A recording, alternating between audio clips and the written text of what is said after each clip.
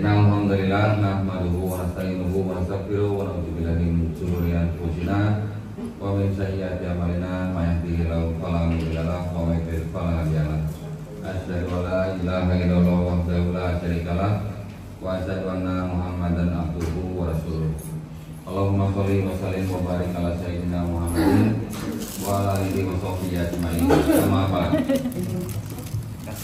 Alhamdulillah pada sore hari ini kita masih diberikan nikmat sehat dan terutama dalam nikmat Islam, sehingga pada sore hari ini kita masih bisa bermajelis bersama-sama berkumpul di tempat yang mulia ini untuk saling mengingatkan untuk saling mengingatkan dengan kesabaran, mengingatkan akan kebenaran. Alhamdulillah. Perkenalkan, nama saya Dondi Tan. Tan itu marga saya, marga ya, nama marga. Nah kalau di bahasa Tionghoanya marga itu se. Jadi saya Dondi setan, bukan seton ya, setan. Nah perkenalkan, saya dari Geraha Mualaf Jakarta bersama teman-teman yang ada di sini. Kami juga mungkin kurang lebih sama kegiatannya dengan Pak siapa? Pak Agus. Kami juga membantu orang-orang yang dari luar Muslim, luar Islam masuk ke dalam Islam, menjadi mualaf. Kemudian kami bina, termasuk pembinaan dari mulai fikih, akidah, bahkan juga belajar ikro. Ya, kita kirim guru ke rumah masing-masing. Alhamdulillah, saya ingin sekarang kita berbagi lah ya. Jangan dianggap saya ini ustadz, saya ini hanya istilahnya yang mengurusi mualaf center di Jakarta. Jadi kita sama semuanya di hadapan Allah Subhanahu wa taala. Kita ini semuanya makhluk yang dianggap mulia. Mulia kenapa? Karena kita muslim. Muslim artinya apa? Berserah diri hanya kepada satu pencipta ya. Kalau kita muslim, artinya kita tuh sebenarnya sedang diberikan penghargaan yang tertinggi dari Allah Subhanahu wa taala. Masya Allah. Masya Allah. Jadi kita semuanya harus bersyukur. Kita sekarang semuanya sudah menjadi muslim. Kita hanya menyembah hanya kepada Allah Subhanahu wa taala. Oke. Nah, di sini tadi Pak Agus bilang banyak yang mualaf karena yang baru minggu ya. Dari agama sebelumnya Kristen. Jadi memang rata-rata memang semuanya juga dari Kristen ya, Pak ya. Begitu juga sama juga di Jakarta juga kita membina mualaf-mualaf yang rata-rata memang dari kekristenan. Ya memang agama Kristen dan agama Islam itu sama-sama agama misi namanya. Misi artinya apa? Artinya mengajak orang lain yang di luar agama Kristen atau Islam untuk masuk ke dalam agama Kristen atau Islam. Itu artinya yang mengajak orang, itu namanya agama misi ya. Nah, tetapi yang perlu saya bagikan buat ibu-ibu di sini, yang dari kecil Kristen ada semuanya, yang dari kecil ada ya. Memang di desa ini memang rata-rata semua dari kecil udah Kristen ya Pak ya? Ya, karena memang dari zaman Belanda mungkin ya, betul. Sudah menjadi kantong Kristen gitu ya. Nah, sekarang ibu-ibu yang sudah menjadi muslim, saya mau kasih tahu. Sebenarnya yang disebut dengan pindah agama ke Islam sebenarnya bukan pindah. Ya, ibu-ibu yang dulu dari Kristen masuk Islam, ibu-ibu dan saya itu dulu waktu lahir fitrahnya adalah muslim. Sebenarnya fitrahnya ya, coba sekarang kalau bayi lahir bisa apa? Kan nggak bisa apa-apa. Bayi lahir kan hanya bisa berserah diri kepada penciptanya. Melalui siapa? Melalui orang tuanya. Tetapi bayi itu nanti menjadi Yahudi, menjadi Kristen, menjadi Majusi, itu kan karena orang tuanya. Betul? Sama juga saya dulu waktu lahir juga dalam keadaan fitrah muslim. Saya menjadi Kristen karena dikristenkan oleh orang tua saya. Jadi istilahnya saya waktu itu menjadi kafir karena dikafirkan oleh orang tua saya. Sama dengan ibu ya. Pada waktu kita sudah mengenal Islam, kemudian kita sampai menerima Islam, bahkan sampai kita memeluk Islam, itu artinya sebenarnya kita bukan pindah agama, apa? Kembali kepada fitrahnya manusia, kembali pada fitrah sebagai muslim, sebagai orang yang hanya berserah diri kepada satu pencipta. Itu ya, mudah-mudahan ibu-ibu paham ya. Jadi kalau sekarang kita sudah menjadi muslim dari agama kita yang sebelumnya Kristen, jadi kita harus bahagia, kita harus senang bahwa kita nih pernah kafir, ya kan? Pernah kafir. Tapi kita lebih bahagia kalau disebut mantan kafir kan, daripada mantan muslim, betul nggak? Ya, lebih baik disebut mantan kafir daripada mantan muslim. Artinya kalau kita mantan kafir, sekarang kita muslim, kita adalah orang yang insya Allah selamat. Ya begitu ya. Nah, alhamdulillah juga setiap kita yang sudah menjadi muslim, insya Allah dosa-dosa kita sebelum kita bersyahadat itu insya Allah sudah dihapuskan. Ya. Orang yang di luar Islam masuk Islam, insya Allah dosanya akan dihapuskan. Tetapi kebaikan yang pernah dilakukan, insya Allah tetap dicatat dengan kebaikan. Ya, jadi itulah hebatnya di dalam Islam. Orang di luar Islam masuk Islam, dihilangkan dosanya, diampuni dosanya, bahkan dihapuskan dosanya atas rahmat Allah Subhanahu wa taala, tetapi kebaikan yang pernah kita lakukan tetap dicatat dengan kebaikan. Ya, mudah-mudahan ibu-ibu juga memahami hal seperti ini ya, supaya ibu-ibu juga jangan kecil hati. Misalnya kalau misalnya di apa ya namanya, dikucilkan misalnya sama keluarga, ada nggak yang begitu di sini? Setelah masuk Islam dikucilkan sama keluarga ada? Ada bu ya? Sekarang bagaimana? Masih? Atau sudah berbaikan dengan keluarganya? Apa tuh kira-kira? Ada yang tuh ya masing-masing aja gitu. Oh masing-masing aja, tapi sudah sama-sama dewasa berarti kalau gitu ya. Bukan. Ada nggak yang sekarang tuh posisinya masih dibuang sama keluarga dan ditampung oleh mualaf center gitu, ada nggak? Ada kayaknya ya. Nggak ada. Sama keluarga masih Kristen? Iya. Masih. Hah? Oh anak tunggal, tapi sekarang orang tuanya bagaimana? Sudah menerima? Sudah, alhamdulillah. Tidak semua mualaf mengalami mungkin nasib yang beruntung. Ya, ada yang diusir, ada yang dicoret hak warisnya, ada yang dibuang dari apa namanya, bahkan akte kelahirannya juga ada yang dibatalin, ada. Tetapi untuk yang namanya sebuah iman, banyak juga mualaf yang tetap bertahan dengan imannya, tetap bertahan menjadi seorang muslim. Karena yang dikejar apanya? Apakah mau dikejar harta dunia? Mau sampai di mana harta dunia gitu ya? Gak akan dibawa ke dalam liang kubur. Jadi nanti kita masuk liang kubur gak akan bawa harta, gak akan bawa mobil, gak akan bawa rumah. Yang kita bawa apa? Amal baik. Ya. Jadi kita memang sebagai muslim, apalagi sebagai mualaf, tantangannya memang cukup berat. Tetapi yang jelas kita punya Allah Subhanahu wa taala yang insya Allah akan merahmati kita semua ya. Baik, saya sendiri juga seorang mantan mualaf. Saya bersyahadat tahun 2014. Waktu itu saya juga harus berpisah dengan keluarga saya, anak dan istri saya. Alhamdulillah sudah ada gantinya, ya muslimah. Nah, tetapi yang menjadi kebahagiaan saya, ketenangan saya, yang menjadi keyakinan saya, itu kan saya berharap kepada Allah Subhanahu wa taala saja. Keluarga, istri bisa menjadi mantan, ya.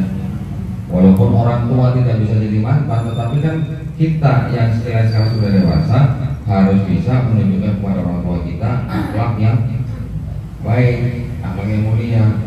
Kita pahamkan bahwa Islam diturunkan untuk menyempurnakan akhlak manusia. Untuk itu, pada waktu kita menjadi seorang muslim, ya kita tunjukkan senjata kita yang paling kuat kepada orang-orang dan kepada keluarga kita yang belum muslim, cuma akhlak bu. Cuma akhlak. Ibu mau kasih uang, ibu mau kasih harta kepada keluarga kita yang menolak, berapa lama sih? Ya. tetapi dengan akhlak mudah-mudahan mereka bisa melihat kebenaran di dalam Islam. Ya. Nah, saya ingin berbagi aja. Sekarang kita hanya sharing-sharing aja. Ya. Mungkin ibu-ibu pernah mendengar begini, semua agama itu sama. Kira-kira ada yang setuju? Kira-kira ada yang setuju? Tidak. Nggak ada yang benar ya? Setuju ya? Benar ya? Jadi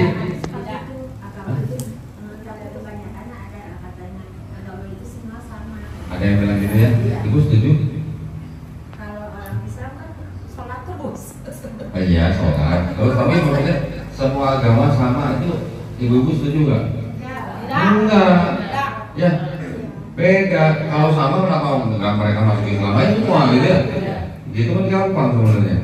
Kalau Islam itu agama yang paling benar atau agama yang benar? Agama yang paling benar. Paling benar. Benar Bu? Udah kenceng ngumpet lagi Bu. Jangan ngumpet Bu. Kalau ibu bilang yang paling benar, berarti ada yang lain yang benar kan Bu? Benar nggak? Ini benar, ini benar, ini benar, ini benar. Islam paling benar, begitu? Jangan Bu, salah. Jadi Islam adalah agama yang benar, bukan yang paling benar. Kalau ibu bilang paling benar, berarti ada yang lain yang benar, cuma Islam paling benar. Tetapi kita sebagai Muslim harus berani ngomong, Islam itu agama yang benar, yang lain salah. Berani ngomong itu Bu? Enggak.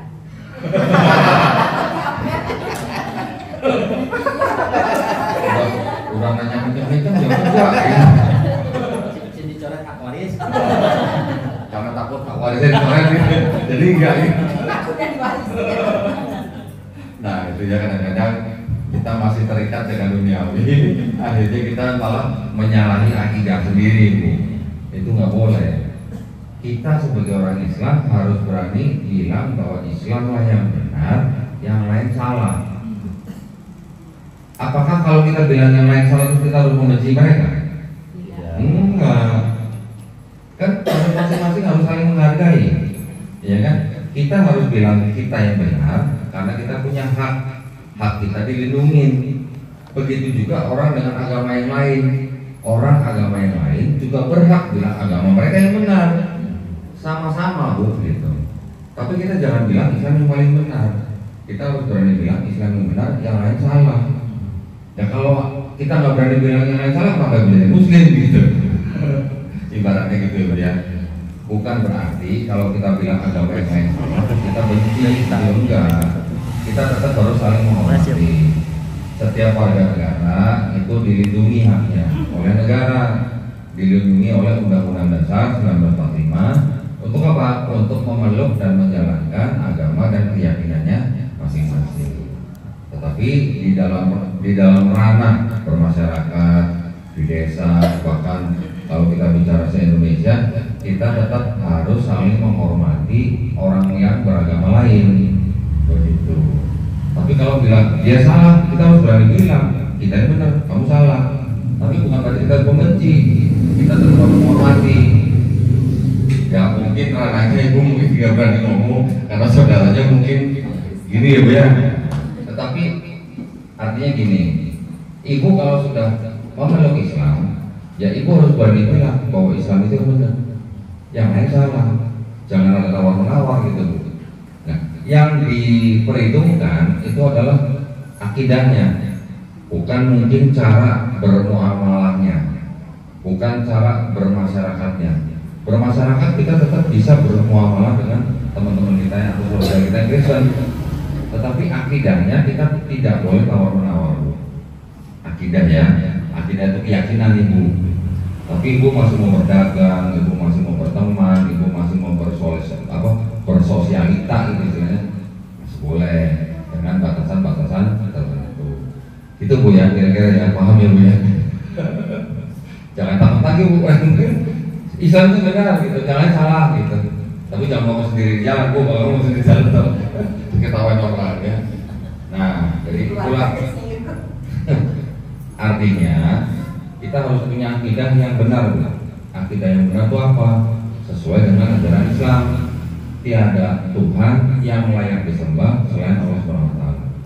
Kalau nanti ada yang bilang, misalnya contoh, ada orang atau yang misalnya dari agama lain gitu ya, datang ke tempat ibu misalnya atau ketemu ibu di pasar misalnya, terus bawa ayat Quran bu misalnya, dia bacakan ayat Quran atau mungkin dia bacakan arti terjemahannya, terus setelah membacakan ayat Quran dia menafsirkannya itu tidak sesuai dengan yang diajarkan ustaz-ustaz kita. Ada nggak orang-orang seperti itu begitu Pak di sini Pak?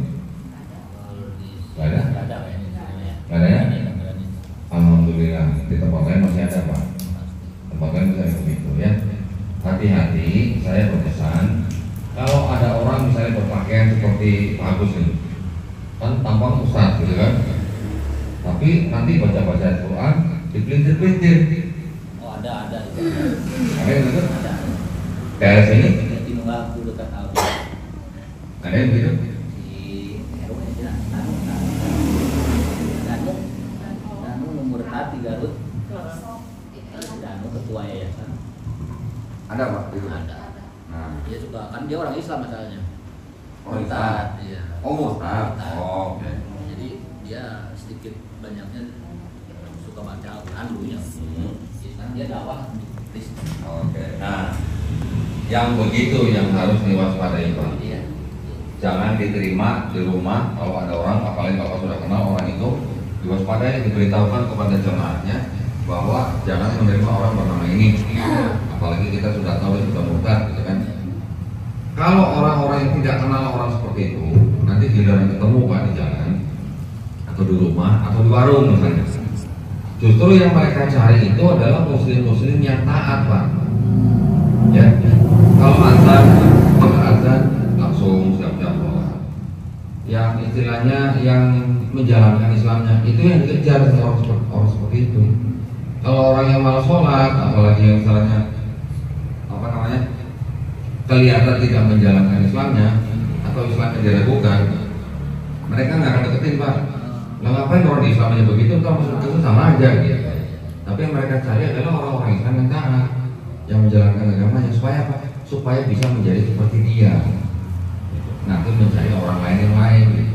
Jadi istilahnya kayak MLM gitu lah Bu.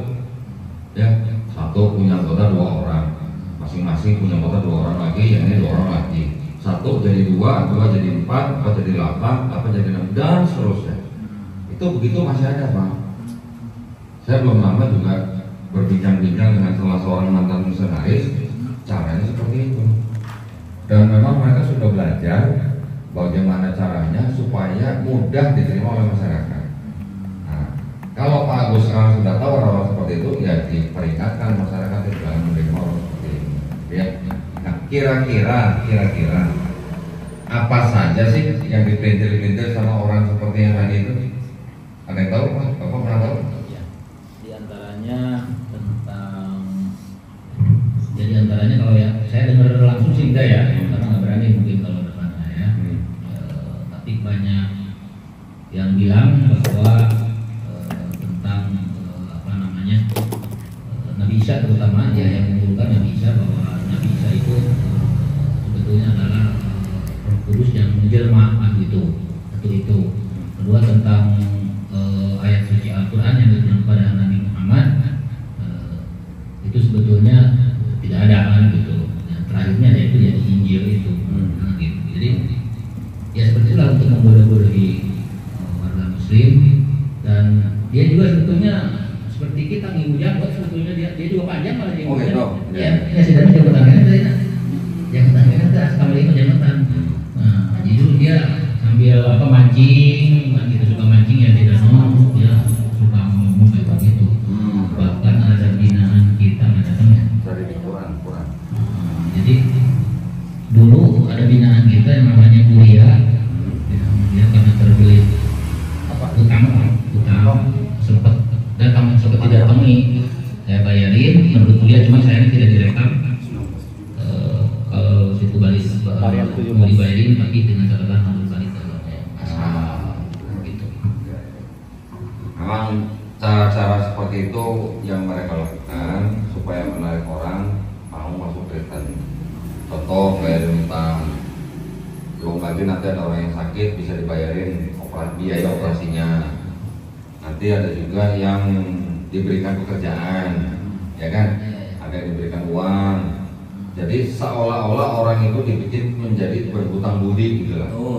Ya, kalau orang sudah berhutang budi diajak masuk gereja, kan nolaknya susah, kan gitu. Itu sudah biasa, itu memang cara-cara seperti itu ya. Jadi banyak ya seperti itu. Banyak ya. Banyak. Tantangan buat Pak Agus berarti ya. Baik, nah sekarang saya di sini, saya juga nggak bisa lama-lama, tapi saya kepengen bagi-bagi nih, ya ayat-ayat Quran yang biasanya sering dipelintir-pelintir, ya sama orang-orang Kristen untuk melemahkan iman orang Islam. Buat ibu-ibu nih, apalagi yang sudah punya anak, yang sudah remaja, itu yang harus hati-hati. Ya, tadi kalau Pak Agus bilang bahwa Isa itu adalah Roh Kudus yang menjadi manusia, ya, itu dia mengambil dari Quran surat Maryam ayat ke-17. Saya bacakan terjemahannya ya. Lalu dia memasang tabir yang melindunginya dari mereka. Lalu kami mengutus roh kami Jibril kepadanya, maka dia menampakkan diri di hadapannya dalam bentuk manusia yang sempurna. Betul? Nah, ini kita harus belajar begini. Kalau kita membaca ayat Quran, terus kita sudah baca ayat terjemahannya, terus kita nggak paham artinya, bagaimana selanjutnya? Tanya ke siapa? Ke Ustaz. Itu yang paling gampang ya. Tapi kalau kita nggak nemu Ustaz atau belum ketemu Ustaz misalnya, hah? Apa? Jangan. Nah itu nggak boleh. Ya itu ya nggak boleh. Jadi kalau kita ada Ustaz, kita tanya ke Ustaz. Tapi kalau kita belum ketemu Ustaz, apa yang kita lakukan? Buka tafsir. Tafsirnya di mana? Tafsir bisa ada buku berseri-seri. Tapi kalau kita nggak punya, sekarang ada aplikasi namanya yang saya tahu yang gampang ya, Quran Kemenak. Nah di Quran Kemenak ada ayat Quran, ada tafsir. Biasanya hanya dengan membaca tafsir jawabannya sudah ada di situ. Biasanya, insya Allah ya. Kalau tidak ada, baru berikutnya apa dari Quran. Setelah tafsir nggak ada, bagaimana? Larinya ke hadis yang sahih. Tetapi kita baca hadis juga belum tentu kita paham kan? Tanya gurunya, bagaimana? Misalnya nggak ada juga jawabannya, baru kita lari kemana? Ijtimah ulama. Biasanya sudah pasti sudah ada jawabannya. Kalau sampai nggak ada jawabannya juga, kita bisa lari ke hukum qiyas. Tetapi biasanya yang sudah yang saya lakukan, baru sampai tafsir itu sudah ada jawabannya. Itu yang kebanyakan ya. Kalau kita membaca ayat seperti ini, kan ada tulisannya. Lalu dia menampakkan diri di hadapannya dalam bentuk manusia yang sempurna. Siapa yang menjadi manusia sempurna di ayat ini? Isa, Tuhan. Bukan. Yang dimaksud di sini apa? Lalu dia memasang tabir yang melindunginya dari mereka. Lalu kami ini artinya nih Allah Subhanahu Wa Taala ya mengutus malaikatnya siapa? Malaikat Jibril alaihissalam. Di sini memang ada kata-katanya apa? Kami mengutus roh kami. Kan ada keterangannya Jibril alaihissalam, ya kan? Maka dia ini siapa? Malaikat Jibril itu menampakkan diri di hadapannya, di hadapan siapa? Di hadapan Siti Maryam dalam bentuk manusia yang sempurna.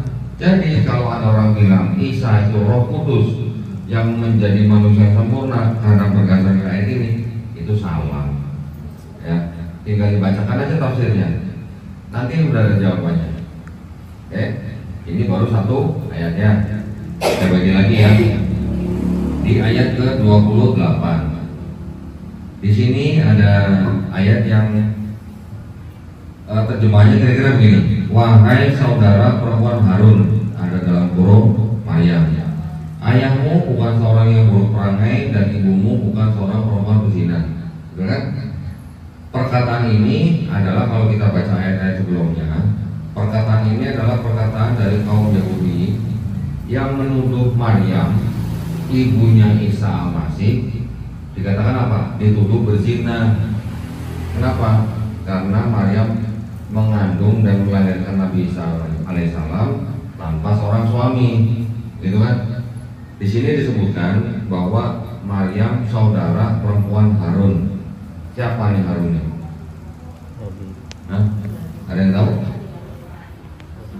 Siapa? Nabi Harun. Nabi Harun abangnya Nabi Musa alaihissalam kan ya? Tapi jaraknya Nabi Harun ini dengan Maryam ini jaraknya 1300 tahun. Kenapa Maryam ibundanya Nabi Isa alaihissalam disebut saudara perempuan Harun? Salah kan Quran ini? Kok Maryam dengan Nabi Harun jaraknya 1300 tapi Maryam disebut saudara perempuan Harun? Gimana jawabnya? Bingung nggak Pak? Salah nih Quran nih. Maryam sama Harun bedanya 1300 tahun. Kok bisa disebut saudara perempuan Harun? Kalau Maryam, Harun abangnya Nabi Musa alaihissalam, nah Harun juga Nabi ya alaihissalam. Mereka juga punya saudara perempuan. Siapa namanya? Miriam, bukan Maryam. Ya. Jadi orang tuanya Miriam, Nabi Harun alaihissalam, Nabi Musa alaihissalam adalah Amran. Sedangkan ibunya ibunya Maryam, ibu daripada Nabi Isa, nama ayahnya siapa? Imron. Beda ya, Imron, Amran punya anak Miriam, Nabi Harun alaihissalam, Nabi Musa alaihissalam. Imron punya anak Siti Maryam, ibunda daripada Nabi Isa Masih. Bedanya 1300 tahun. Tapi kenapa Maryam disebut saudara perempuan Harun? Jawabnya gimana? Baca tafsir. Di tafsir ada jawabannya.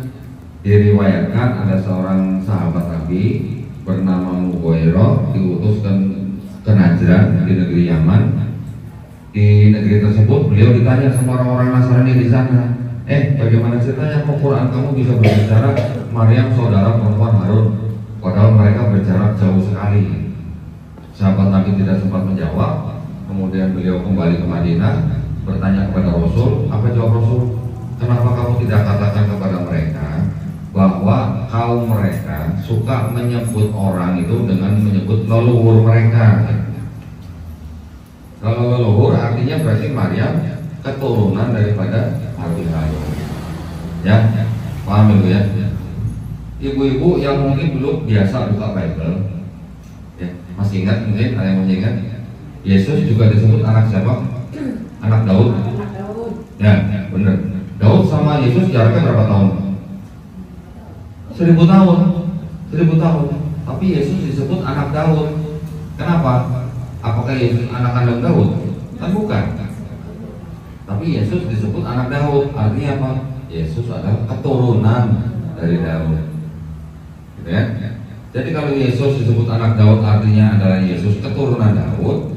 Begitu juga dengan Maryam disebut saudara perempuan Harun, itu adalah anak Maryam keturunan daripada Nabi Harun alaihissalam. Kira-kira begitu jawabannya. Nanti kalau ibu-ibu misalnya kedatangan tamu yang nggak diundang, yang baca-baca Quran seperti ini, ibu kira-kira sudah tahu jawabannya. Tetapi kalau misalnya ibu-ibu nggak tahu jawabannya, ibu bilang aja, saya tidak tahu jawabannya. Saya nanti akan tanya kepada orang yang tahu. Nanti setelah saya tahu baru saya kasih tahu. Gitu. Jangan mau didesak karena ini dia mau membuktikan ini salah. Terus dia mendesak ibu untuk menerima bahwa ini salah. Hati-hati bu. Ini Al-Quranul Karim. Tidak ada yang salah dalam sini. Yang salah adalah kita yang belum memahami. Ya bu ya. Tetapi orang Islam tidak haram kalau bilang saya tidak tahu. Betul? Kita tidak diarahkan untuk bilang tidak tahu. Kita boleh berbicara saya tidak tahu, saya nanti akan cari tahu kepada orang yang lagi tahu. Begitu yang harus kita lakukan ya Bu ya. Jangan mendengarkan dia apa yang dia ngomong nanti dia berusaha meyakinkan ibu bahwa ini salah gitu. Begitu kita mengiyakan bahwa Quran ini salah, sudah kafir kita hukumnya. Hati-hati Bu ya. Nah, itu pesan dari saya begitu. Dan itu tadi baru 2 contoh dari sekian banyak ayat-ayat yang sering dipakai dari Quran untuk menggoyangkan iman muslim. Dan banyak yang berhasil. Banyak orang Islam murtad gara-gara diberikan ayat Al-Quran, tapi yang dipelintir-pelintir ayatnya, artinya. Makanya kita harus banyak-banyak ngaji. Jadi kalau diundang ngaji sama Pak Agus ya harus datang ya Pak ya. Ajak temennya juga, ajak saudaranya juga untuk mendengarkan kajian di sini. Tujuannya adalah supaya apa? Supaya ibu-ibu yang di sini akidahnya terbentengi, ya, dilindungi. Supaya apa? Supaya tidak mudah murtad. Kira-kira gitu ya Bu ya, paham ya? Mungkin nanti kalau mau dipelajari masing-masing ayat lagi yang banyak, masih banyak yang bisa dibahas. Tetapi yang jelas di dalam Quran, untuk orang-orang yang sudah mengenal Quran, sudah mempelajari Quran, dan sudah membuktikan ayat-ayat dalam Quran, itu sudah tidak ada keraguan di dalam Quran bahwa Quran itu adalah benar-benar mukjizat yang diturunkan Allah Subhanahu wa taala kepada Nabi junjungan kita Nabi Muhammad SAW, yang mana ditujukan kepada semua umat manusia. Itu kira-kira pesan sedikit ya dari saya. Mohon maaf belum bisa panjang-panjang, nanti mungkin bisa diatur kembali waktu yang lain. Insya Allah bermanfaat ya. Kira-kira kalau ada yang mau bertanya, silakan. Ya, bertanya silakan. Ada yang mau bertanya? Bu Yani, siapa yang mau bertanya, Dedek? Topik apa aja boleh. Di dalam hal kemualafan. Asal jangan tanya ini yang pakai peci udah punya istri atau belum.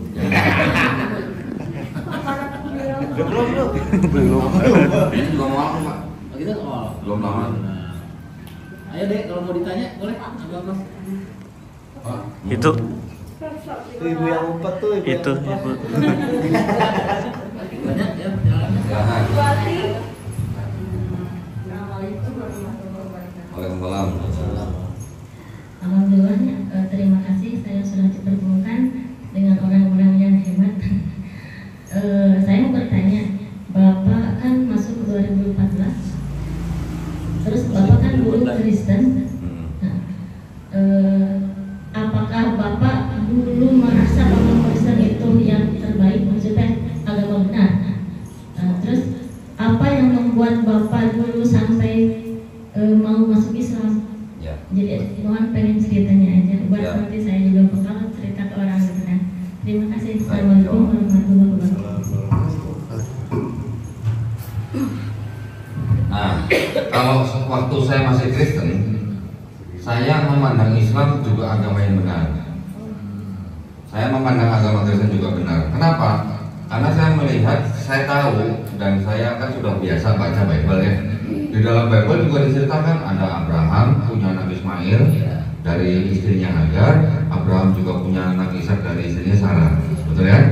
Jadi saya memandangnya atau memahaminya itu seperti ini.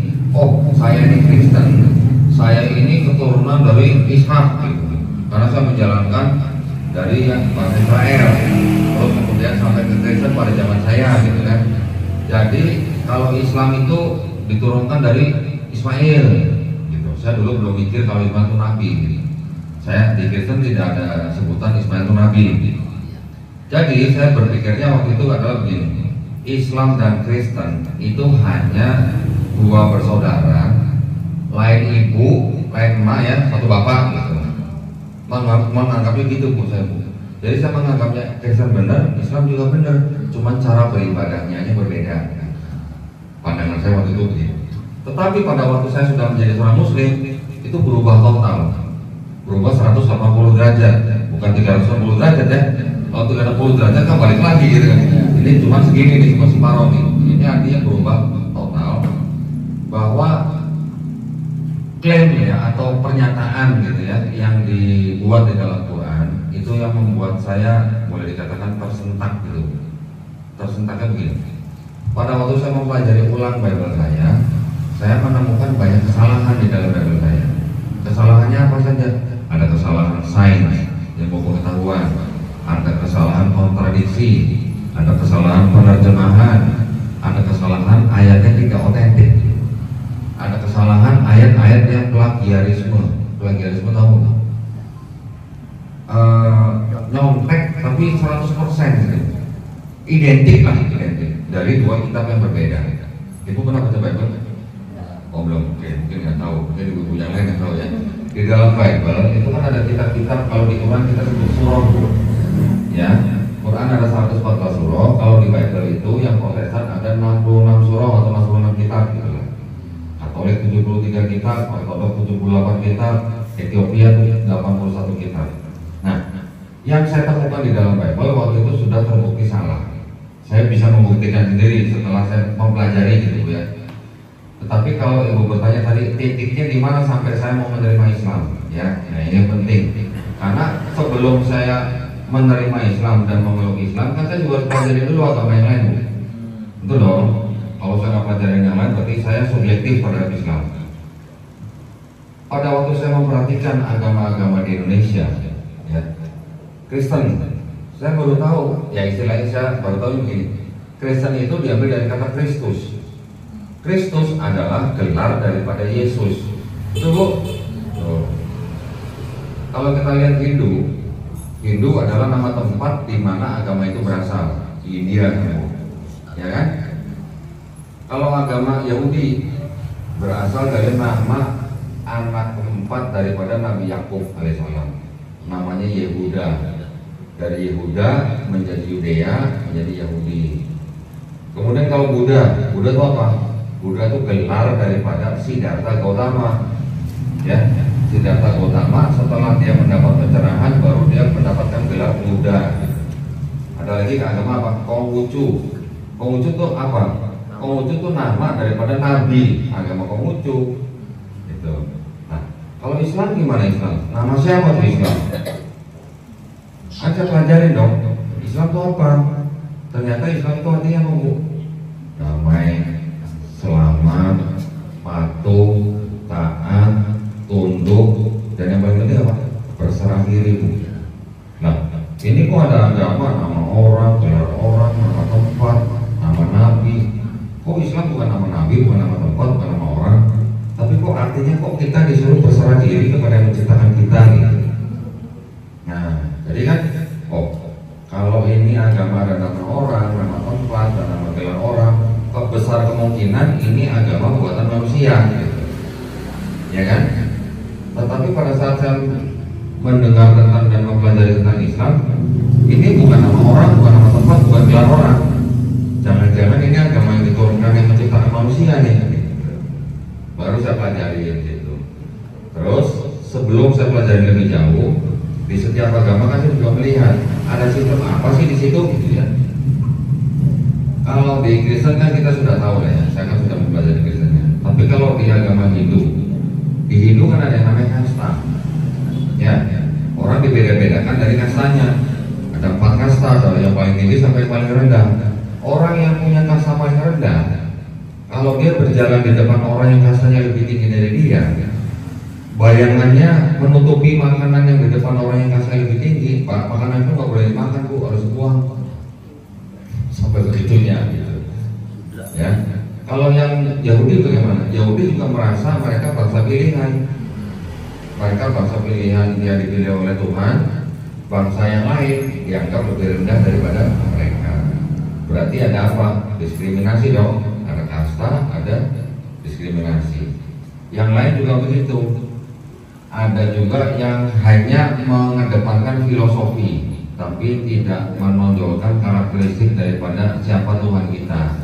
Sama seperti halnya kita agama Shinto di Jepang ya, kurang lebih begitu. Tetapi pada waktu saya melihat Islamnya, pertama kali kan yang harus saya lihat kan kitab sucinya, ya kan? Pasti kitab suci dong. Pada saat saya bisa membuktikan Kristen salah juga dari kitab sucinya. Pada saat saya mau membuktikan Islam benar atau salah juga harus sama dari kitab sucinya. Ternyata di dalam Quran klaimnya tuh atau pernyataannya tuh pernyataan yang boleh dikatakan sombong gitu. Sombongnya gimana? Ini kitab nggak ada salahnya. Ini kitab nggak ada keraguannya. Kalau Bapak baca buku orang, biasanya kan tiada gading yang terletak gitu ya. Berarti kan pasti ada kesalahan. Kalau manusia yang menulis, begitu juga dengan kitabnya orang Kristen sudah saya buktikan karena itu adalah karangan manusia, ada salahnya. Tetapi ketika kita baca Quran apa? Zalikal kitabul lahi mahfuz. Betul? Sombong nggak Bu? Sombong. Tapi yang boleh sombong kan memang Allah SWT. Ya dia menciptakan kita, boleh dong dia sombong dong ya. dalam Quran juga kita bisa menemukan ayat yang seperti apa. Jikalau kitab ini tidak berasal dari Allah SWT, tentunya akan banyak apa Bu? Kontradiksi atau pertentangan. Betul? An-Nisa ayat 82. Artinya yang menurunkan atau yang mengarang Quran ini berani menyatakan, berani menantang bahwa kitabnya itu tidak ada yang pertentangan, tidak ada yang salah, dan tidak ada keraguan. Buat orang seperti saya yang baru baca Quran, buset sombong amat yang nulis gitu, tiga. Tapi ternyata setelah kita pelajari di dalamnya lagi, banyak ayat-ayat di dalam Quran yang ternyata mungkin pada waktu diturunkan bangsa Arab Quraisy pada saat itu mungkin nggak tahu artinya apa, tapi terbuktinya baru zaman sekarang Bu. Banyak, ya kan? Nah, itu yang akhirnya membuat saya mengakui bahwa ayat ini yang mengarang pasti bukan manusia, yang mengarang pasti yang menciptakan manusia. Karena di dalam Quran juga kita bisa mengetahui dulu kita terbuat dari apa, tercipta dari apa, prosesnya seperti apa, menjadi apa. Terus kita tuh cuma diingetin terus di dalam Quran. Mikir, pakai otak. Kalau nggak mikir, apa lu nggak merenung, apa lu nggak mengingat, gitu. Bahasanya kan kalau begitu. Walaya tafakkaru. Seperti kita diperintahkan untuk mikir.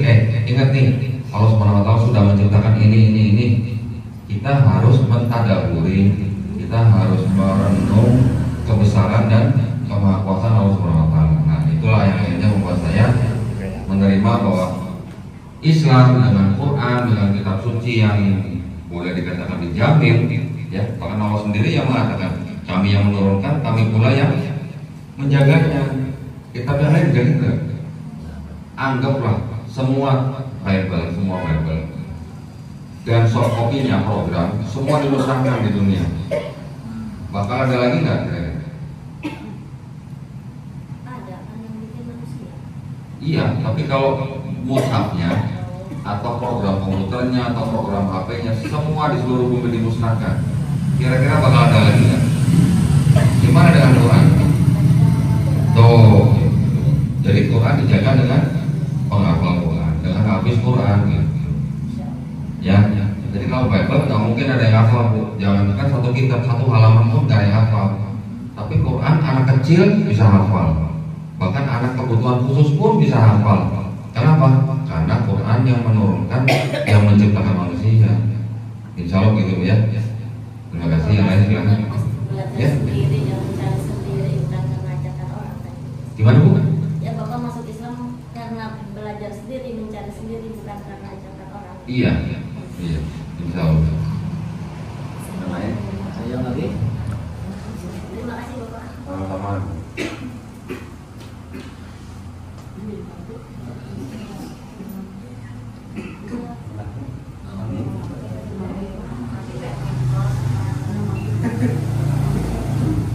Ada lagi yang mau bertanya?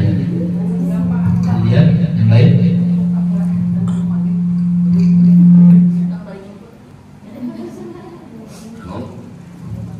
Ada lagi yang mau ditambahkan barangkali? Dari siapa? Pak Erik? Motivasi barangkali? Mungkin mau mohon doanya buat itu. Oh iya. Silakan kalau mau. Assalamualaikum warahmatullahi wabarakatuh. Alhamdulillah, kalau saya mah getihnya getih di diri. Getih Cilanjang ini dulu gereja saya Jemaat Kertajaya di Advent. Dari Advent ini bisa pindah ke Palalangon. Palalangon habis lagi jemaatnya pindah lagi ke sini. Nenek saya ketua majelis gereja, dan ketika saya masuk Islam heboh, rawa selang. Batik. Selang. Dulu nenek Apong, terus Aki Usman, Bu Jetisa, Pak Krisna pasti pada tahu. Orang Rawa Selang pasti tahu. Saya di Pasir Nangka dulu, di ujung. Pasir Nangka ujung ke PDI. Enggak, ini Pasir Nangka itu bukan. Oh. Pasir Nangka belakang Gereja Kerasulan. Iya. Masuk ke dalam. Paling ujung itu nenek Apong. Udah nggak ada, dan alhamdulillah karena seiring berjalannya waktu Allah tentukan saya bisa masuk ke dalam agama Islam. Dan alhamdulillah ketemu orang-orang yang luar biasa, semakin bertambah ilmu Islamnya. Dan tadi mohon doanya juga nih dari insyaallah dari orang-orang solehah, ya bukan soleh masa satu laki-laki dari ibu solehah. Tadi sebelum kesini sebenarnya mau mensyahadatkan mama saya, cuma karena mungkin ada faktor terhalang sesuatu, jadi belum. Insyaallah dengan akhlak ini untuk kita semua juga orang tua yang masih ada, untuk akhlak kepada orang tua itu harus ditunjukkan, karena Rasulullah sudah ajarkan seperti itu. Ibumu baru bapakmu, baik bagi perempuan maupun laki-laki yang berjihad di jalan Allah. Insyaallah mungkin itu saja, Ustaz. Semoga bisa bertambah lagi mualafnya. Amin. Karena Ustaz Agus ini sering konfirmasi ke saya melalui WA bagaimana kegiatannya, terus apa saya yang dibagikan. Insyaallah Geraha Mualaf Jakarta dapat berkontribusi, dapat bekerjasama, kita saling membangun untuk ukhuwah Islamnya. Insyaallah doakan saja semoga GMJ ini sukses baik dunia maupun akhirat. Itu saja. Assalamualaikum warahmatullahi wabarakatuh. Yang lainnya barangkali masih ada yang mau nambahin atau yang masih itu single?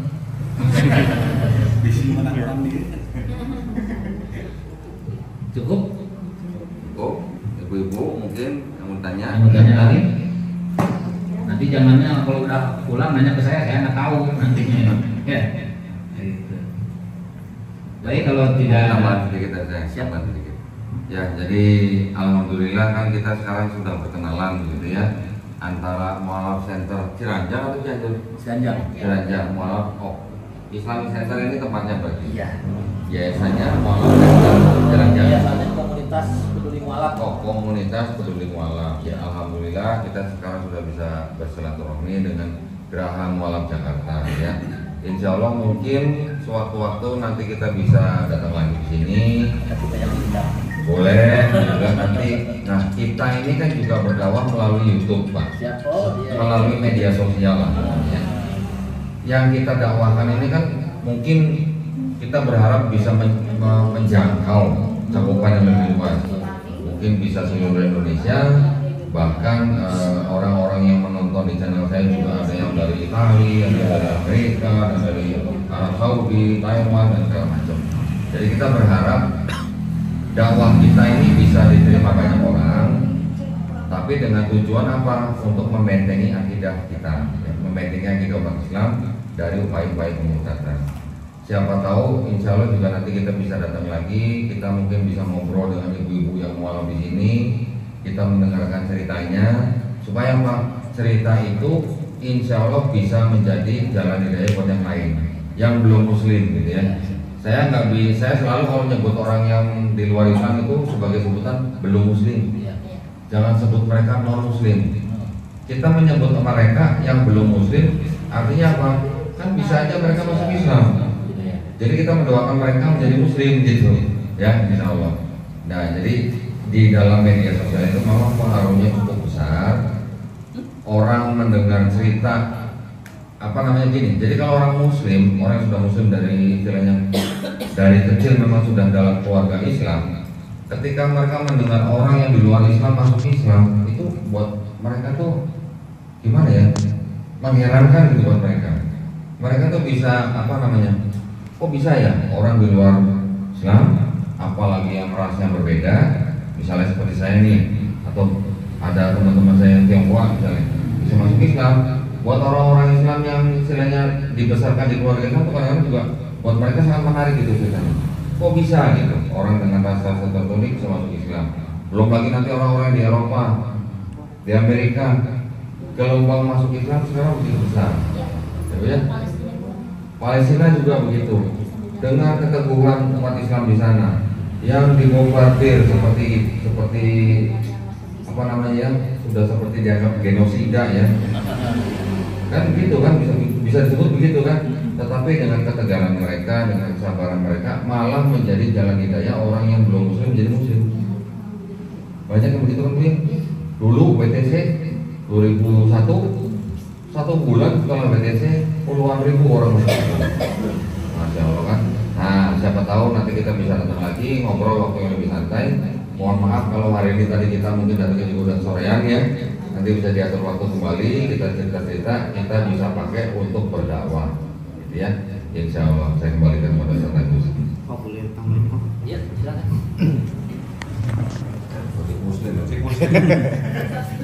Assalamualaikum warahmatullahi wabarakatuh. Alhamdulillahirabbil alamin.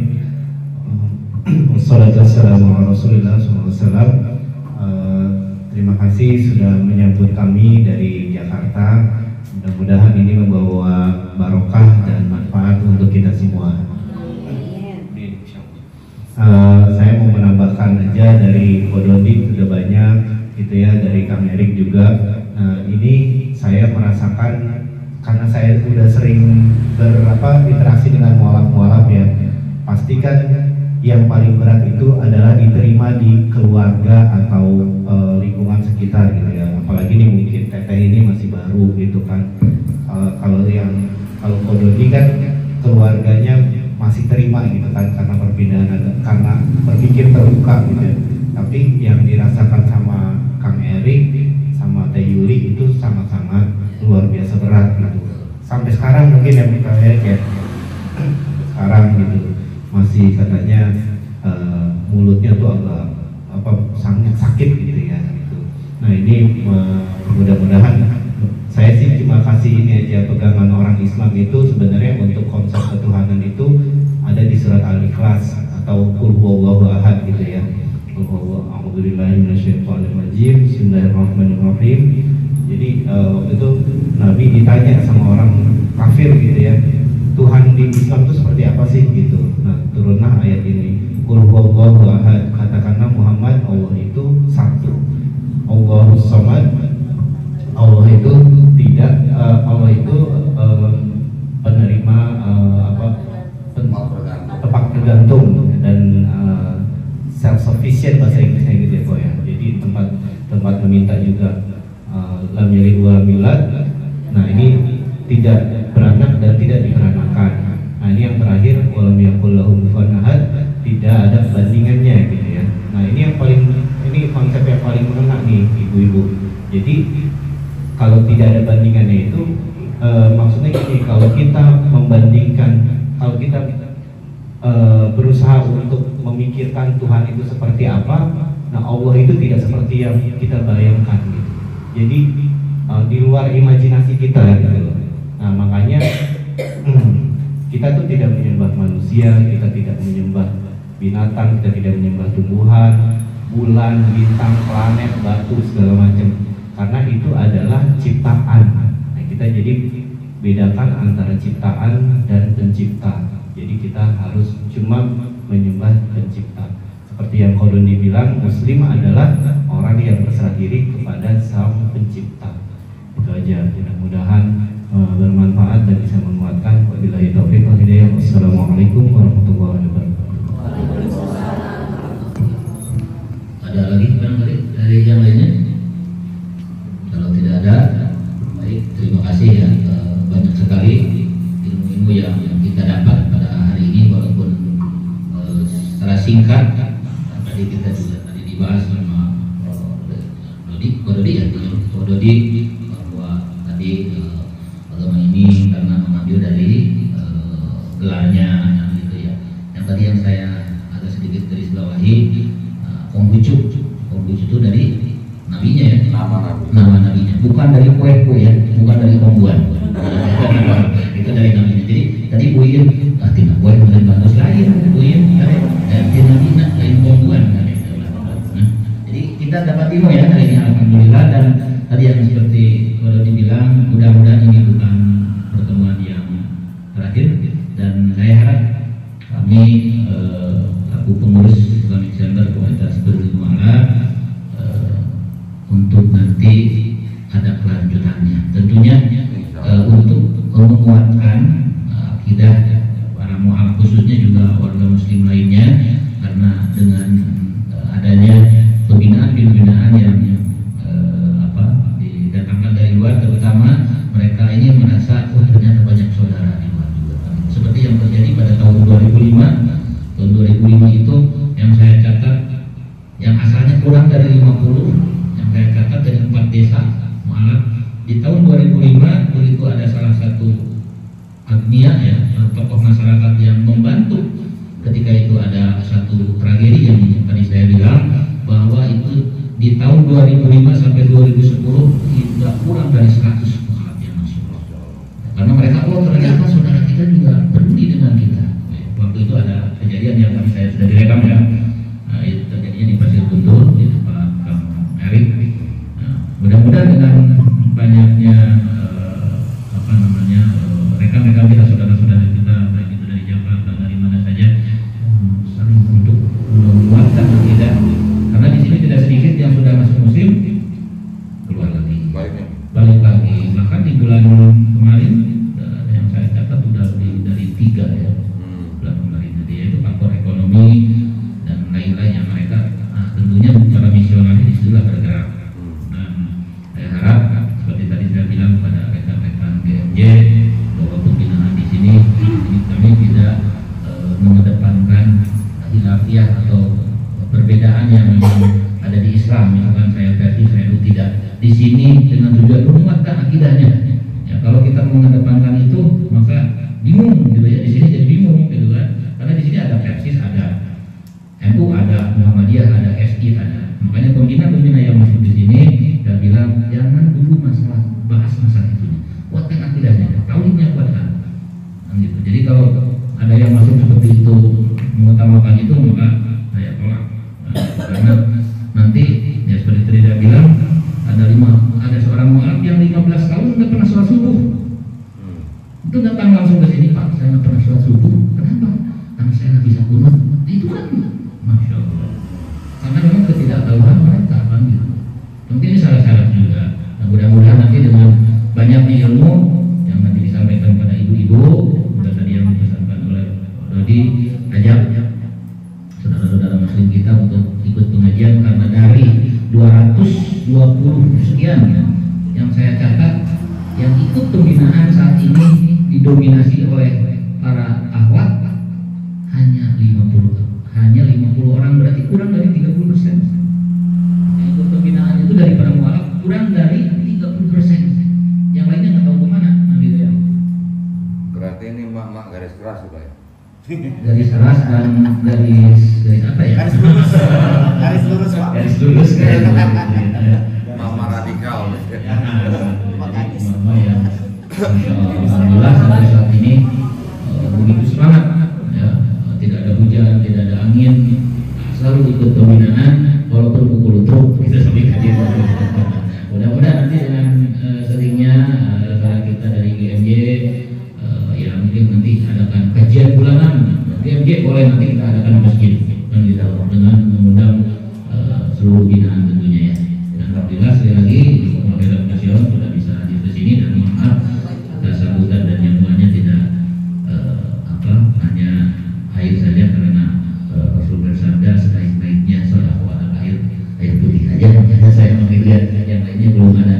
Juga pernah dipesankan oleh guru saya, mohon maaf pada GMJ, bahwa ketika ada musafir yang datang berkunjung maka mintalah doanya, karena doa seorang musafir akan cepat dijawab. Untuk itu, untuk penutup kami serahkan kepada dari GMJ untuk menutup acara ini dengan doanya dan doa kami. Biasanya doa tutup. Ya boleh. Doa. Yo. Nggak boleh gitu, Ustaz. Nggak boleh gitu. Soalnya kita Ini yang biasa doa. Doa sendiri. Masih muslim. أعوذ بالله من الشيطان الرجيم بسم الله الرحمن الرحيم الحمد لله رب العالمين والصلاة والسلام على رسول الله صلى الله عليه وسلم استغفر الله العظيم استغفر الله العظيم استغفر الله العظيم رب اغفر لنا ولوالدينا وارحمنا وارحمهما كما ربيانا صغارا رب اغفر لنا ولوالدينا وارحمنا وارحمهما كما ربيانا صغارا رب اغفر لنا ولوالدينا وارحمنا وارحمهما كما ربيانا صغارا ولجميع المسلمين والمسلمات والمؤمنين والمؤمنات الأحياء منهم والأموات اللهم إنا نسألك السلامة في الدين وعافية في الجسد وزيادة في العلم وبركة في الرزق وتوبة قبل الموت ورحمة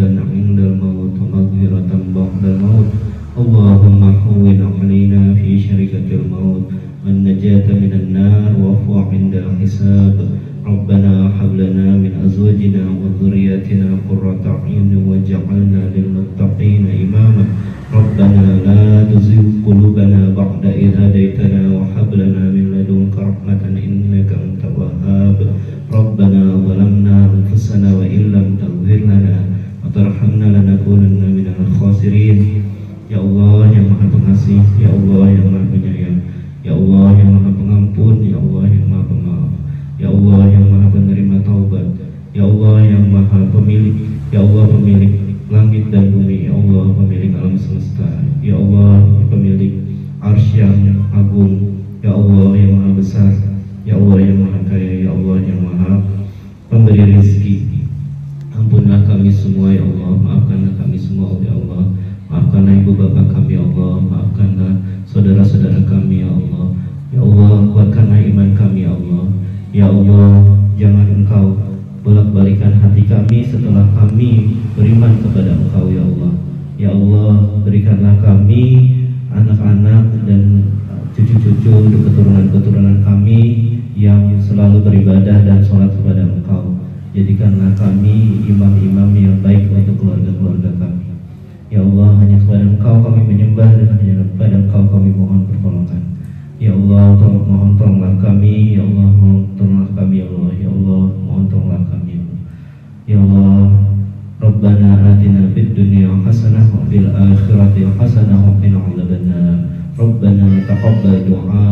Ya Allah, mohon kabulkanlah doa-doa kami ya Allah. Ya Allah, terima kasih atas segala nikmat yang telah Kau berikan kepada kami ya Allah. Wassallallahu ala sayyidina Muhammad wa ala alihi wasallam. Walhamdulillahirabbil